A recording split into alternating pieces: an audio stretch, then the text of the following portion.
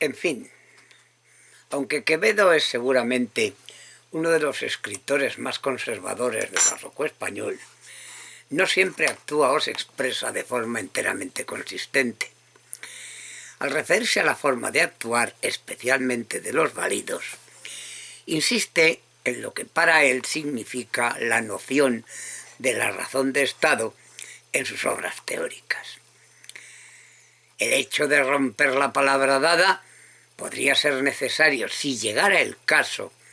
de que un príncipe tuviera que cometer un grave pecado o causar un grave daño a gente inocente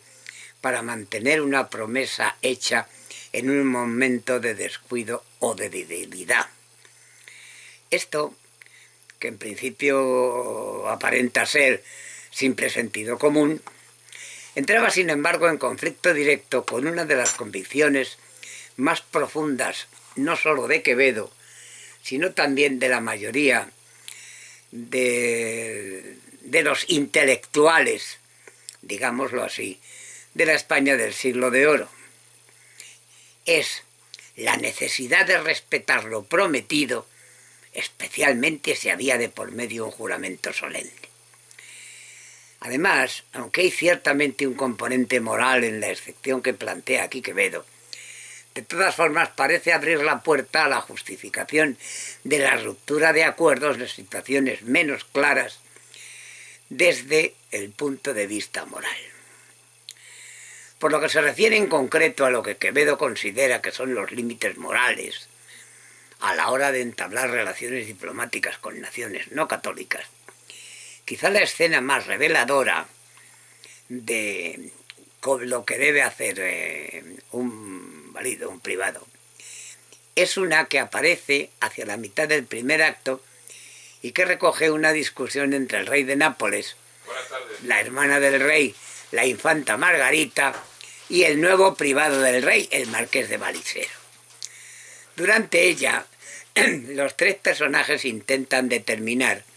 con cuál de los dos pretendientes que solicitan la mano de la infanta conviene casarla. El rey comienza a hablar exponiendo de forma sistemática las posibles ventajas de uno u otro candidato. Y mientras por un lado está el protestante, príncipe heredero de la corona de Dinamarca, que empujado por la fama de la belleza de la infanta,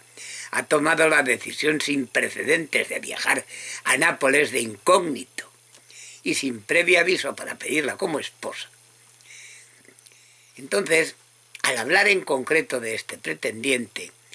el rey menciona que una alianza entre Dinamarca y Nápoles podría ser potencialmente muy beneficiosa militar y diplomáticamente, a pesar de la diferencia religiosa entre las dos naciones. Y también deja entrever que de ser rechazada esa propuesta, con toda probabilidad el danés se sentiría humillado. Obviamente estas palabras de Valisero, como en realidad toda la escena previa en la que este último discute con el rey de Nápoles y la infanta Margarita,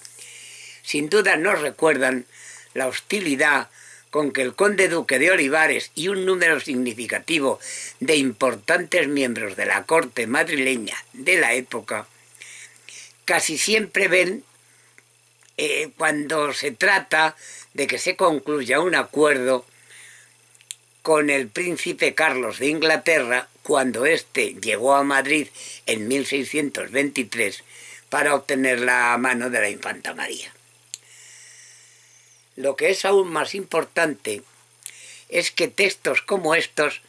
reflejan perfectamente la oposición de Quevedo y de la práctica totalidad de los principales teóricos ético-políticos españoles de aquella época respecto a la posibilidad de que un príncipe católico se alíe por conveniencias de Estado con declarados enemigos de la religión católica. ¿Les recuerda algo a ustedes de los tiempos que vivimos? Pues eso. Claro que mientras tanto, para Maquiavelo, en su lado, la política tiene su propia lógica y en consecuencia, es imprescindible que funcione de forma totalmente independiente de consideraciones morales o religiosas. El italiano, Maquiavelo, no tiene la menor duda de que a un soberano le es perfectamente lícito hacer cualquier tipo de trato que le sea favorable, y en realidad no debería importar lo más mínimo si la persona con la que se va a negociar es de la misma fe o no. ¿Les trae también a la memoria algo de lo que se trata en el momento presente? Pues imagínense ustedes, en el siglo XVII estas cosas ya pasaban y algunos se llevan las manos a la cabeza. Es muy necesario y muy conveniente leer la historia de España para no llevarse sorpresas. Sobre todo cuando se trata de valorar la razón de Estado militar, que es obviamente la guerra, cosa que ahora pues naturalmente no tiene sentido, pero en aquel momento estaba a la orden del día. Vamos a ver dentro de unos años de cuando estamos hablando, vamos a ver que llegan a darse hasta 3 guerras cuando la Casa de Borbón sustituye a la Casa de Habsburgo en el Reino de España. Porque es curioso que en la obra todos los conflictos que se mencionan hacen referencia a eventos reales del periodo entre 1623 y 1629 y que afectan directamente a Nápoles. Nápoles como, naturalmente, parte del Reino de España, de la corona de España. En primer lugar, todas las guerras en las que se ve envuelto el rey de Nápoles se presentan como estrictamente defensivas: vengar injurias, defender la integridad territorial del imperio, castigar a súbditos rebeldes, apoyar aliados con problemas, etc. Esto no solo inevitablemente nos trae a la memoria la situación de un imperio español que por entonces está ya en franca decadencia, sino que muestra palpablemente la profunda convicción de Quevedo de que a un soberano cristiano solo le es moralmente justificable aspirar a aquello a lo que tiene derecho. En definitiva, Quevedo, en concordancia casi absoluta con la práctica totalidad de los más importantes eruditos españoles del momento, cree que el uso de la fuerza es algo perfectamente justificable y realmente necesario cuando se hace para defender a la nación o a la Iglesia. Igualmente piensa que un soberano cristiano nunca debe caer en la tentación de lanzar una guerra injusta por orgullo, por envidia o a la búsqueda de cualquier precio de la fama, de la gloria o de las riquezas materiales. En definitiva, lo cierto es que las dos intervenciones del monarca napolitano que se acaban de transcribir, pues reflejan perfectamente la profunda convicción de Quevedo, de que el rey, sus familiares y los principales ministros del reino en todo momento deben respetar las leyes del país y que además es sumamente importante que siempre actúen de acuerdo a los preceptos morales más estrictos. Sin embargo, para Maquiavelo sería estupendo si la naturaleza humana fuese distinta a lo que es